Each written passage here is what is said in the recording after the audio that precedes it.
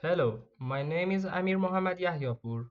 Today I will present our project for mechatronic engineering at KN2C University of Technology titled Design and Fabrication of a Spraying and Fertilizing Mechanism for a Quadcopter.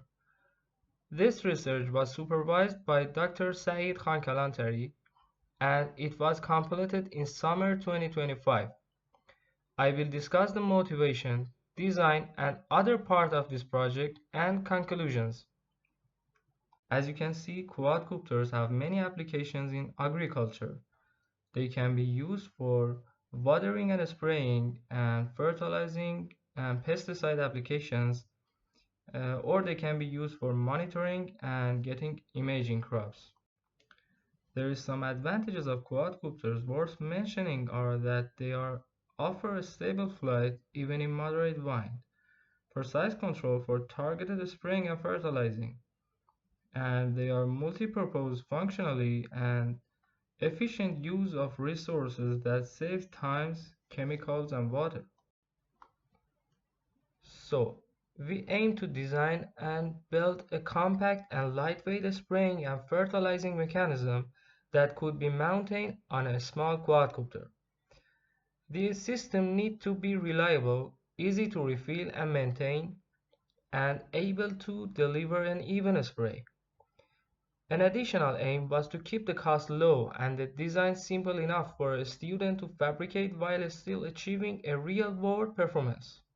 For the remote control transmitter circuit of our spraying and fertilizing mechanism, the transmitter sends control commands to the receiver and also displays system information on an OLED screen via wireless communication.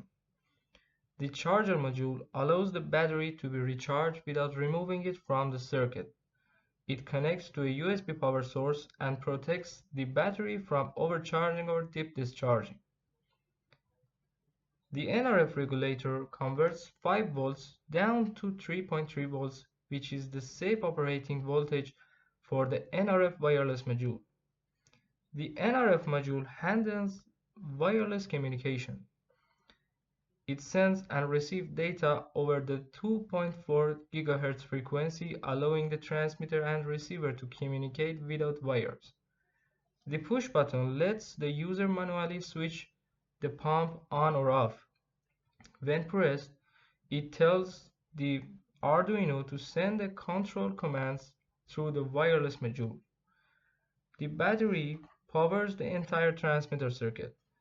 Electricity from the battery flows through two on or off switches, one for turning the system completely on or off, and the other one for enabling charging. Finally, the OLED screen displays real-time information such as water level, pump status, and warning messages. The Arduino updates this display through the I2C communication lines, ensuring the operator can always see the system's current status. And this one shows the receiver and pump driver circuit for our mechanism. This unit receives wireless commands from the transmitter, controls the mini water pumps, and measures the liquid level in the tank using an ultrasonic sensor. Some components here are the same as in the transmitter circuit and work in the same way. The charger module, the battery, the on-off switches, the NRF regulator, and the NRF module. Their functions are identical to those already explained in the transmitter section. Now for the new components in the circuit. The ultrasonic sensor measures the water level in the tank by sending and receiving ultrasonic pulses. The TIP122 MOSFET is the pump driver in this design.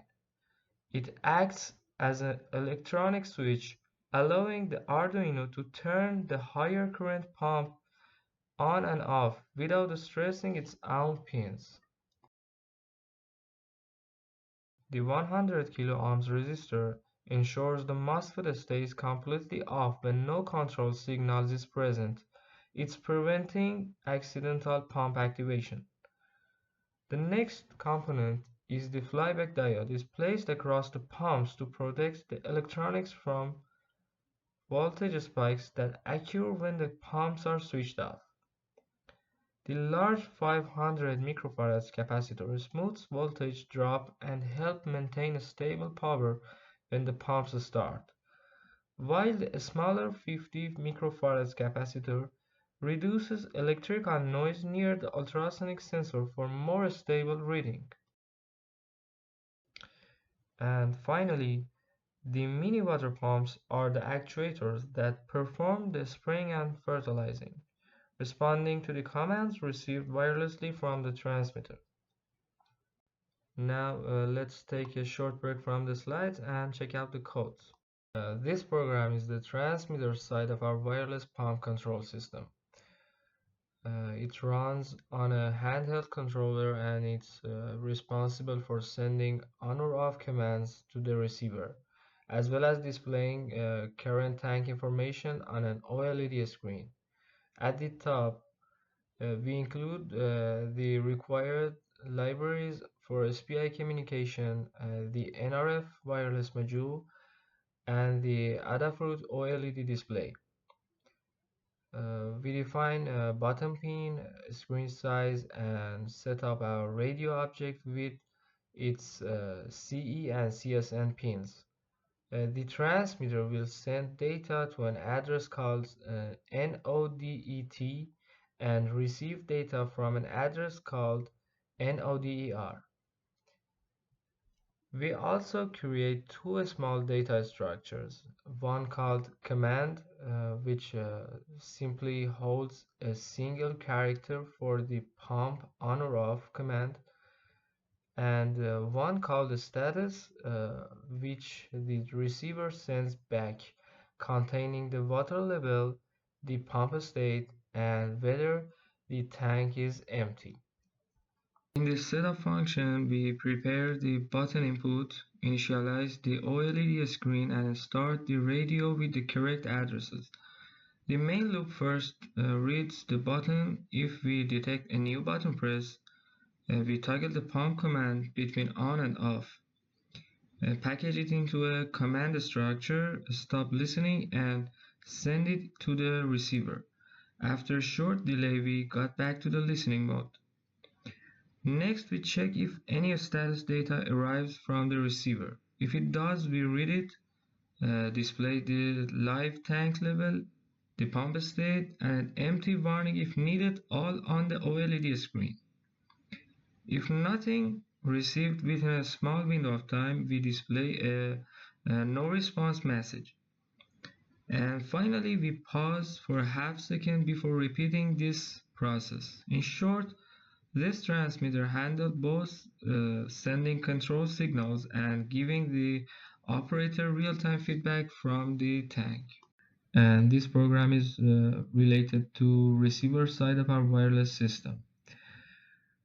It is mounted on the drone and is in charge of reading the tank water level, controlling the pump, and sending status information back to the transmitter.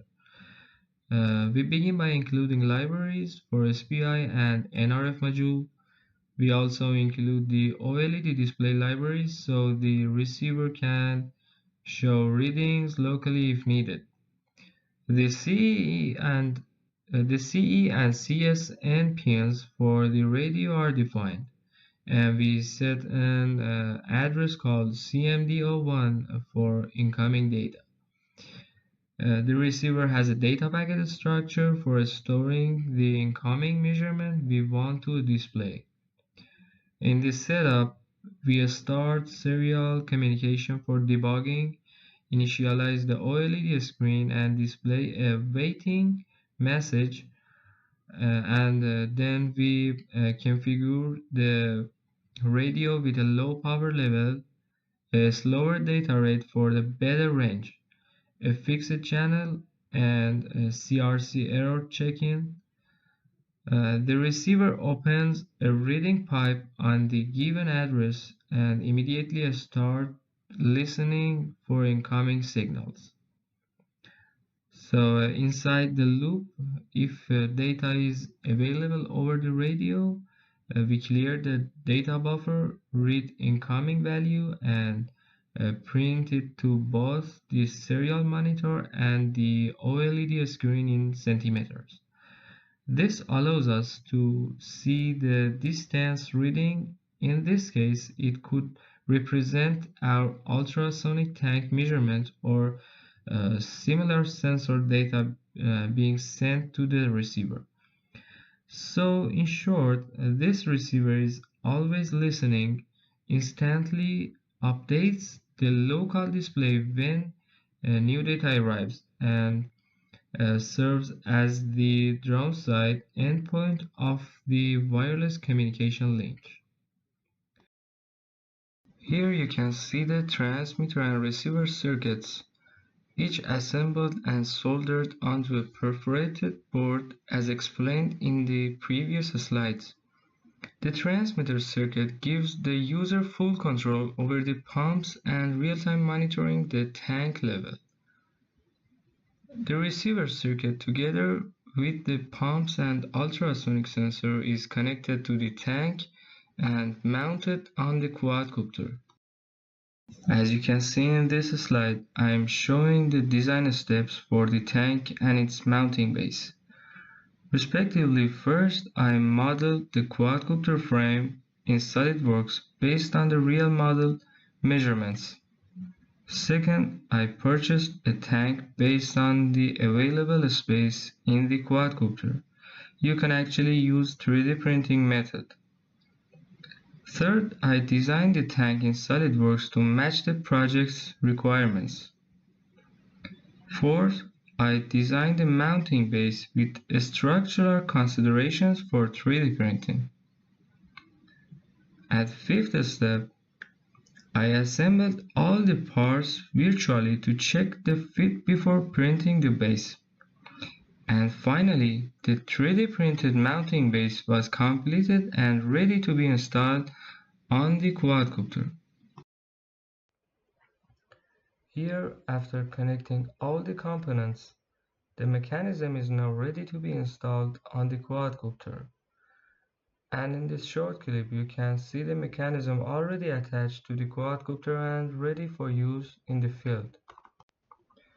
To conclude, this is an innovative mechatronic project with plenty of room for future upgrades. It saves both materials and time, reduces the operator's exposure to chemicals, and boosts local smart agriculture. It could be noticed that instead of using the custom controller we designed for the pump control, it could also be integrated with the quadcopter's own radio control. Thanks for watching this video, and if you have any questions, feel free to ask them in comments.